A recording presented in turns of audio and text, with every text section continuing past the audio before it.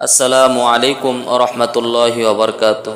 প্রিয় বন্ধুরা, আশা করি আপনারা সকলেই ভালো আছেন। আল্লাহ রব্বুল আলমিনের মেহেরবানিতে সকলেই সুস্থ আছেন।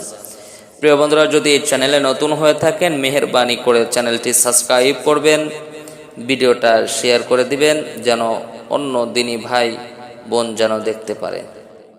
জুতার বরকতে মিষ্টি বক্ষণ।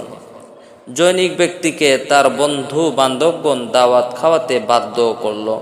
সে অনেক অজুর আপত্তি করল, কিন্তু তা শুনতে রাজি হলো না। অবশেষে অপরাগ হয়ে মঞ্জুর করল, কিন্তু শর্ত করল, তোমরা দাওয়াতে খেতে আসলে ভালো পোশাক ও উত্তম জুতা পরে আসতে হবে। যখন সবাই তাশরিফ আনলো, তখন লোকটি মেহমানদের অপেক্ষা জুতাগুলো নিয়ে হালুয়া বিক্রেতার নিকট বন্দুক রেখে ভালো ভালো মিষ্টি এনে তাদের সম্মুখে রাখলো। সবাই বিনা মূল্যে মাল পেয়ে খুব মজা করে খেলো এবং বন্ধুর খুব প্রশংসা করলো যে খুব ভালো মিষ্টি পরিবেশন করেছে। জবাবে সে বলল, এটা আপনাদের জুতারই বরকত। মেহমানরা মনে করেছে এটা বিনয় সৎ বলেছে।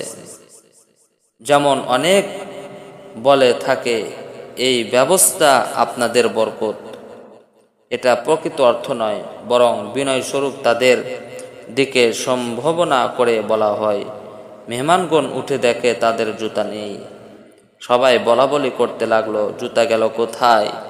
লোকটি বলল, আমি পূর্বেই বলেছি আপনাদের জুতার বরকতে।